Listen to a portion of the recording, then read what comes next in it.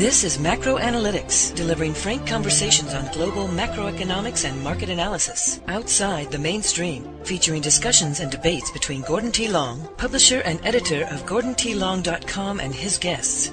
The content of this discussion is strictly the opinion of the participants. It is in no way a solicitation for business, nor is it to be considered investment advice of any sort. Always consult a registered investment advisor before making any investment decision. These discussions are extremely hard-hitting and terribly frank, and parental discretion is advised. Now, on to the show. Good morning. I'm Gord Long with GordonTLong.com, and again I have Ty Andros with me this morning, and we're going to pick up, Ty, right where we left off. We were talking about the purpose of money and whether it's a store of value and some of the things that are now changing in it. I have a slide we were on when we were last talking. Maybe you could just pick up from that slide. It's the debauchery of money that's led to the debauchery of our society. And, our parents and previous generations were encouraged to save money and to work hard and to be rewarded for, giving money to banks so that it could be productively deployed using, great underwriting standards, which I don't even think anybody knows the definition of anymore. But the bottom line of it is that money has 5 functions, and it's slightly deflationary, so that our parents could save their money and, have private property. Okay, money is private property, and when they turn it into fiat currency, it all of a sudden becomes credit rather than a store of value. And I'm going to give a quick run through and just give a quick example. Money has 5 functions. It's a medium of exchange, a store of value, a measure of value, a standard of value, no one else's liability, and it moves purchasing power through time and space. And an example of that is when I was a child and money was still good as gold or backed by silver and gold, I could exchange it for a silver dollar, and I could take the paper dollar and the silver dollar, and I could buy 4 gallons of gas or 4 or 5 loaves of bread with either one. Fast forward to today, the paper dollar from 1965 buys a third of a gallon or a third of a loaf of bread. And the silver dollar I put in my drawer buys 10 loaves of bread or 10 gallons. And that's why people could save money and have a great retirement, because real money is, I'll call it deflationary. It gathers purchasing power. Disinflationary. But with fiat currencies, they're fake. They're an illusion. They're the government preying on the citizens. Fiat currencies and the dollar and all developed world currencies are no longer backed by gold and silver, and they became nothing more than a medium of exchange, a promise to pay, also known as an IOU of fiscally and morally bankrupt politicians and central banks, which are basically socialists, and it's redeemable in nothing, and it's worth no more than the paper on which it's printed. At the time when we came off the gold standard, the United States and the G7 were the world's wealthiest nations and its greatest creditors. Now they are the world's greatest debtors. And of course, the world's greatest debtors, it's not limited to the United States, Gord. It's all the greatest economies in the world. And they're sitting on, 300, 400% of GDP, debt to GDP ratios. And of course, they hold a lot of stuff off the books, like Social Security or Medicare or unfunded mandates or guarantees, which add up to another, 200 to 500%. So if you're really looking at whether it's Europe or the United States, they may have income of 10,000, but they owe 90. We need to really stress that, Ty, that everybody talks about the government debt to GDP, which is just so bogus, because it doesn't, as you clearly point out, and I mentioned earlier in our first show, the amount of unfunded liabilities that are just dwarf those that are on the balance sheet. I mentioned in the first show the magnitude of the issues of really that are effectively off balance sheet in Europe. These problems are so massive that the only way out is to continue printing and effectively increasing the magnitude of leverage and tie that leverage that's flowing in right now as we talk into malinvestment is enough to choke a horse. I was just looking at a chart here of the money that's now going into what they call PIK bonds, which are, pay in kind, which is the ultimate junk, which means there's no coupon, there's no payment, it's payment in kind. And look at the money, it's just flowing right into it. This is what happens when you've got money which is becoming worthless chasing malinvestments or any half-baked and baked idea. And the government's got no choice in this whole matter and just keeps accelerating the rate of printing, accelerating the rate of leverage. Well, it's leverage, but we have a little question down here, and when will creditors say no? And, of course, that's why we have the unlimited money printing, because the creditors are saying no and no and no and no. And the government refuses to cut back, refuses to get rid of structural deficits, refuses to shrink the size of their balance sheets, refuses to shrink the size of their liabilities. And people are saying no, and the central banks can see it, and the elites can see it. And so what they've done, Gord, is they've just created, I'm going to call it boogeymen, so that they're able to try to stop the inevitable. We see it on the fear of money velocity, which is in a complete free fall. We've shown that this chart on money velocity before, just how devastating, and it shows the fear. Small business capital investment, or CapEx, long term is plummeting, and those are all indications that people know that something's broken, are pulling in their horn. It's like they're preparing for what they see is a major storm, and there's reasons for it, and there's reasons of incentive on a balance sheet why you need to do it. But the financial institutions that get first grab at the money that comes out of the printing press, they're obviously pushing as much as they can out into what I'll call regulatory arbitrage onto the public's debt, and have been for 4 years now. The public pays for it all, always has, always will, and always will in the future. I mean, they think they could have something for nothing, but they're going to find out that those illusions are just that. And if you really adjust these economies, we see debt increasing at about 11% compounded annually around the world, depending on the country and the situation, and we have no growth, and we've really had no growth for 20 years. I mean, we have a illustration here from John Williams showing what the growth is properly adjusted. Actually, this is using the 1992 version of the CPI adjustment. If it was actually the 1980 version, we'd be declining in a real basis at about 7 or 8% compounded annually. The real wealth production in the West is declining at a compound annual rate of maybe 8 or 9%. And when that happens, they've got to, as wealth declines and the inability to meet the obligations or the promises or the debt service, they just have to print it out of thin air. To show you just how blatant this is, the World Bank just came out and reduced its growth outlook. So did the IMF, and the World Bank is showing it at 2.5%, and the IMF is saying it's just over 3%, 3.6%. But if you look at the developed world, it's down 2.5%. A recession on a global basis is anything below 3%. So they're already officially saying that we have more or less a global recession.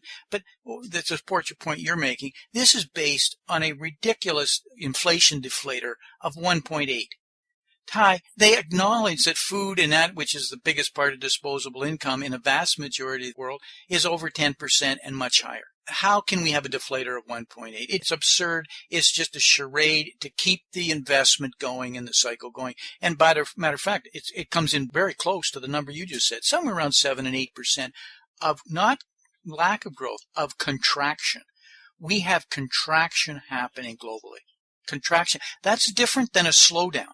And when you have contraction and you have revenues in real terms not growing, it changes all of your investment strategies. And what we have is investment strategies where people are not investing in, I say people, corporations, in growth strategies. They're investing in leveraging balance sheet, increasing leverage, whether on the balance sheet, off the balance sheet, moving it into investment income, lower on in the P&L, down in non-operating expenses. This game is robbing productive assets being employed. So we're in a death spiral, and the death spiral gets tighter because the return on net assets forces this to happen. I didn't mean to get technical, but this is what we're in right now.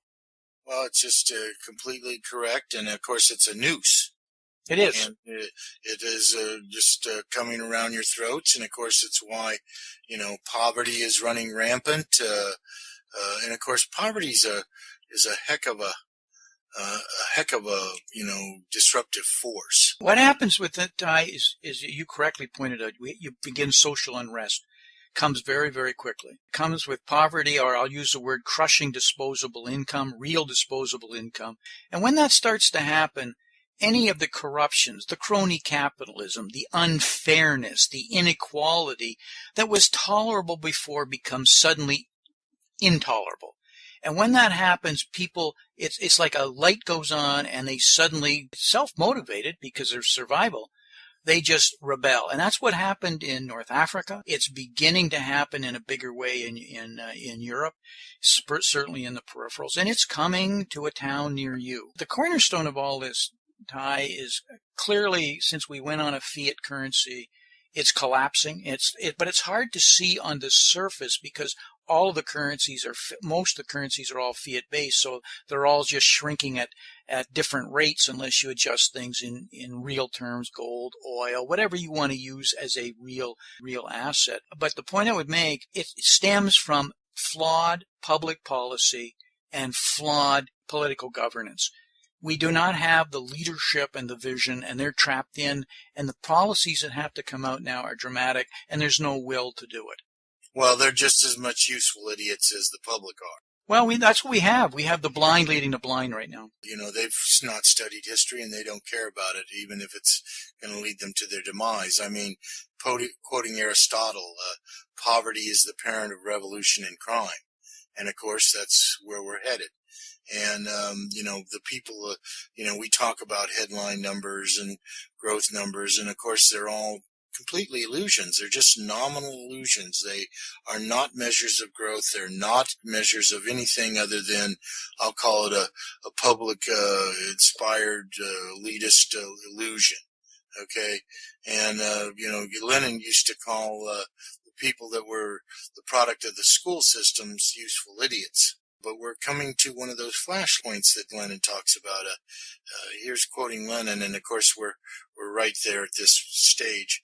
There are decades where nothing happens, and there are weeks when decades happen. And of course we're waiting for that to unfold. We don't know if it happens next week or in 2 years, but both of those things are right at our doorstep. It's a very astute statement, because that's how I perceive it. It goes on until it can't go on, and when it changes very, very quickly. And as quickly as it changed, it also goes on so much longer than you think is even bearable or possible. And that's the stage we're in. And so this stage that we're at, I think, will go on into 2013 and possibly later into when it breaks. And it will break. It'll be very abrupt and very painful for a lot of people. And of course we have this next slide, Gord, and this really shows you how much debt has built up since the 1970s, and it's a mountain. It's up, 1,000%. But I'll tell you, income certainly isn't up 1,000%, or the ability to service this debt. It used to be, Gord, when you borrowed money, you had to go through an underwriting process that would really assure the bank that you had the ability to repay.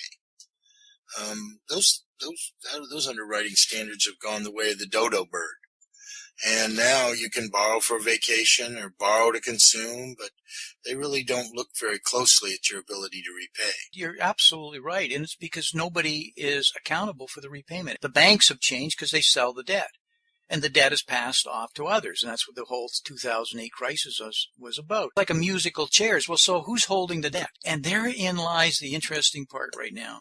The public owns the debt in various ways. They just don't even know it. The debt is so camouflaged in so many ways that people who think they have some solid investments are actually the biggest ones holding it. I would argue, Ty, anybody holding government paper right now, and we've had this massive rush into the bond market. We've seen of historical precedences, and it's been going on. They're the ones that are now holding it, and it's because of the guarantees that then even spill from the governments. And I'm not just talking about government bonds. I'm talking about almost any type of bonds now that are all suspect. I think you refer to them as bombs, not bonds, don't you? Yeah, bombs are bonds, and the double entendre is meant, and guarantees and hot air and all that stuff. You have to understand that the people that are buying a lot of the bonds today are nothing but they believe in the tooth fairy. They believe in Santa Claus. They believe they can, there's a misstated idea out there that somehow bonds are safe or risk-free. Well, I would argue that there's nothing risk-free. The government bonds are not risk-free, but now we're seeing some other things that actually Keynes talked about. And it's the return on bonds is so small that people are now moving into cash. But there's some other people that are out there just desperate for yield because of financial repression and the theft of the return on their money and the transfer of it to the elites that they're out there on a limb with, and it's mom and pop and Aunt Sue and grandpa and grandma and they're, in bonds that should be yielding 17 or 18% because they're the issuance of companies that don't produce more than they consume. But it's fun while you get that 6% while everybody's getting nothing, but right now, Gord, we're at a place where they are trying to inflate away. We really haven't, in my mind, seen them trying to inflate away the debt. But that's changed. They now are in full war cry of inflating and confiscating their way to getting the debt to go away. They'll fail. Okay, but it doesn't mean that they're not going to try, and it's going to be about as bloody as it gets. Ty, we're once again up against our hard line here. Final kind of closing comments to summarize where you see it going and this whole world of leverage, what we can anticipate in 2013? Just more of the same, more of income and real wealth creation collapsing. Them trying to print their way out of it.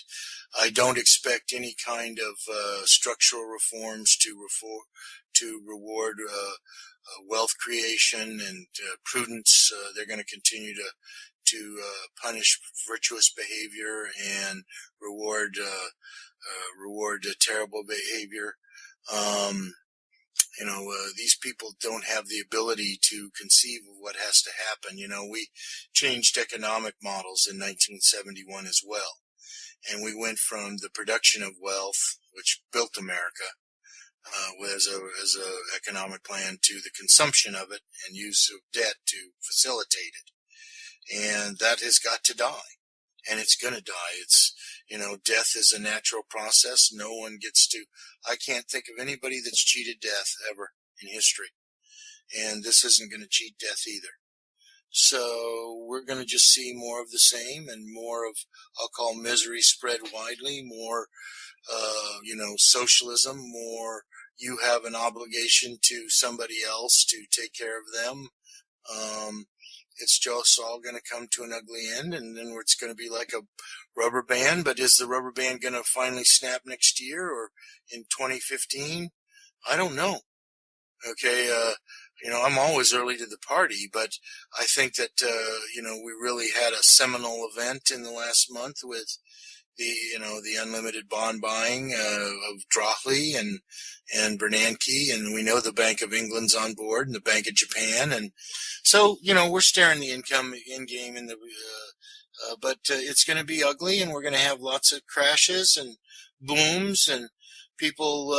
I'll call it ping ponging all over themselves and trying to escape, and the exits are pretty much sealed if you're not really smart. As negative as it may sound, very, very positive, because as you just said, we went through a seminal event last month that's proved beyond a shadow of a doubt a lot of the things that many of us have been talking about would come to be, and that is unlimited, uncapped use of the press going forward. Now, that's the bad news, but it's good news in now you know. Now there's nothing hidden. It's not us projecting. It's a fact. That's the way it is going to be. So now you can truly start to plan. And the good news, too, is it's not going to hit tomorrow. This is going to drag out. We're probably early in the innings of this printing, inflating away or die chart that we have up here. But this is an opportunity to make good investment decisions. And I think in closing here, if you could share with our listeners some of the work that you do specifically to protect this problem that you've seen coming for a long period of time. Well, thank you, Gord. I'm glad to do that. I don't believe people can make money in paper anymore. And that, the financial industry has just devised myriad ways, all of them to your detriment, to take you and separate you from your money. And so I believe that you need to